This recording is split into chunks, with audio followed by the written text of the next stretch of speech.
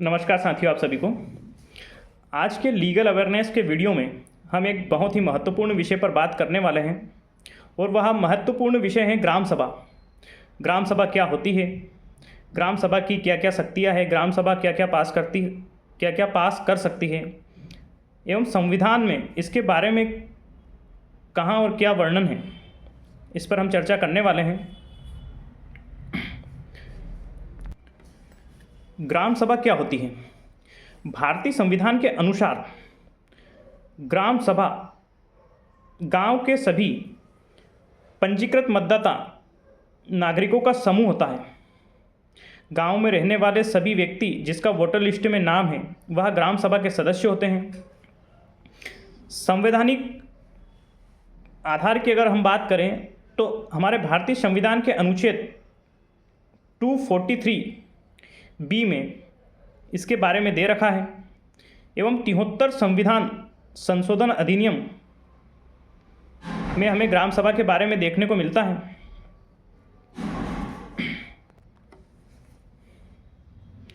पंचायत ग्राम सभा के प्रति जवाबदेह होती है, ग्राम सभा पंचायत के प्रति नहीं। साथियों, ग्रामीण भारत में हम देखते हैं कि गांव में जो विकास होता है वह पूरा पंचायत के माध्यम से होता है। सरकार के द्वारा वर्ष में चार बार या 5 बार ग्राम सभा की बैठक आयोजित की जाती है, किंतु अधिकतर युवा या गांव के नागरिक ग्राम सभा की बैठक में सम्मिलित नहीं होते हैं, या होते भी हैं तो बहुत कम लोग होते हैं, और जो पंचायत उनके सामने चर्चा करती है उसी पर सहमति देकर वही योजनाएं पास हो जाती हैं, वही विकास का मॉडल आगे कार्य करता है। किंतु ग्राम सभा में आप प्रस्ताव रख के पंचायत को दे सकते हैं और पंचायत को वह विकास कार्य सुनियोजित तरीके से करना पड़ेगा।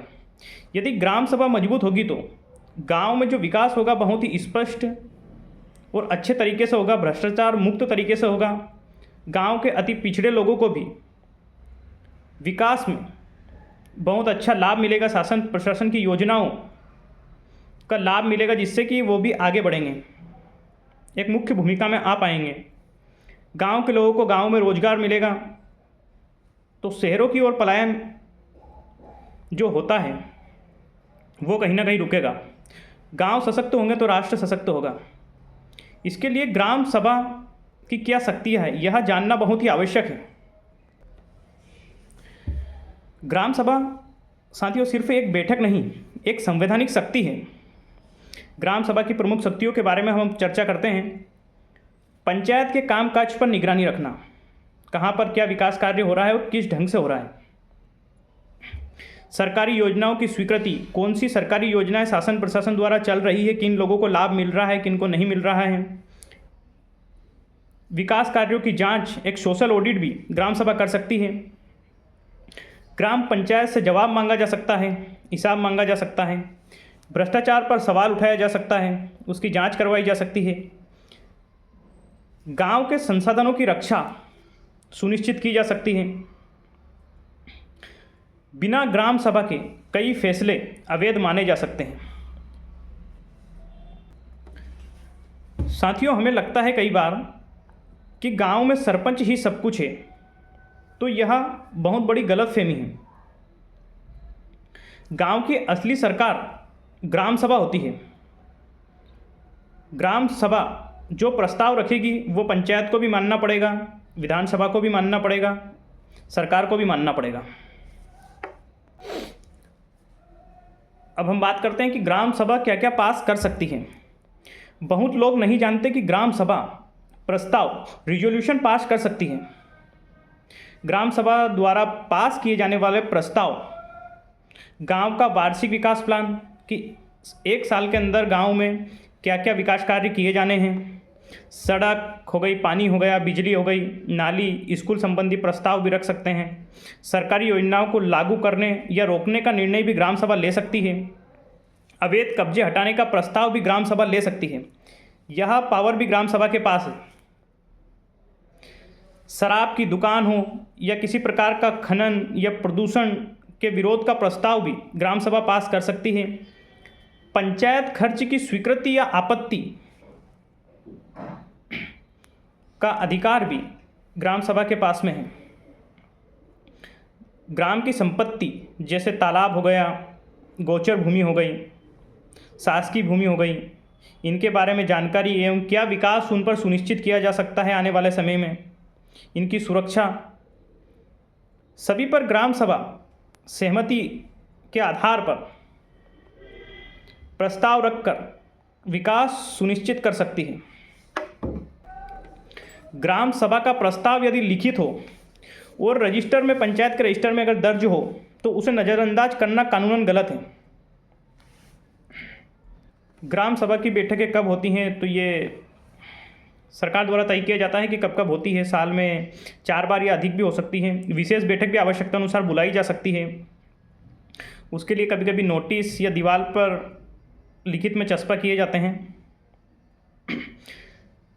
और ग्राम सभा की बैठक जब भी हो तो उसमें सभी लोगों को सम्मिलित होना बहुत ज़रूरी है, क्योंकि ग्राम सभा ही विकास सुनिश्चित करती है। अन्यथा फिर विकास वही होगा जो पंचायत तय करती है।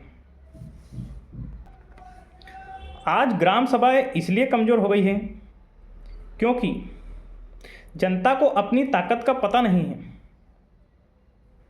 सरपंच, सचिव या अधिकारी ग्राम सभा से बड़े नहीं होते हैं। इसलिए कहते हैं कि ना लोकसभा ना विधानसभा, सबसे बड़ी ग्राम सभा। गांव में जो विकास होता है वो ग्राम सभा ही तय करती है। और ग्राम सभा बहुत बड़ी शक्ति होती है। यदि गांव में कोई कंपनी बाहर से आती है, वो लैंड एक्वायर करती है, उसको ज़मीन चाहिए, तो सबसे पहले गांव की 70% आबादी की कंसेंट, हस्ताक्षर, प्रस्ताव रखकर पास करके यदि सहमति दी जाती है तो ही वह ज़मीन ले सकती है और कंपनी लगा सकती है। अन्यथा यदि गांव की 70% आबादी ग्राम सभा की, जो कि वोटर होते हैं, जिनकी आयु 18 साल से ऊपर होती हैं, वो यदि मना कर दे तो कोई भी कानून उसको पास नहीं कर सकता। 70% आबादी जो सहमति दे देगी वही प्रस्ताव पास होगा। इसलिए सभी नागरिकों को, ग्रामीण भारत की सभी जनताओं को यह जानना चाहिए कि यदि ग्राम सभा जाग गई तो गांव बदल जाएगा, और यदि ग्राम सभा सोई रही तो भ्रष्टाचार का राज होगा। हर जगह आप भ्रष्टाचार देख ही रहे हैं कि चरम पर है, परंपरा बन चुकी है भ्रष्टाचार। साथियों, यदि आपको अपने गांव का हक चाहिए तो ग्राम सभा में जाना शुरू करें एवं अपने विचार, अपनी बात रखना प्रारंभ करें। आपकी चुप्पी ही भ्रष्टाचार को बढ़ावा देती है। इसीलिए तो कहा जाता है ग्राम सभा के पास बहुत शक्ति होती है।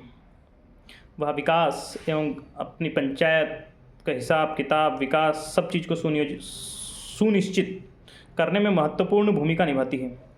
इसलिए कहा जाता है कि लोकसभा ना विधानसभा, सबसे बड़ी ग्राम सभा।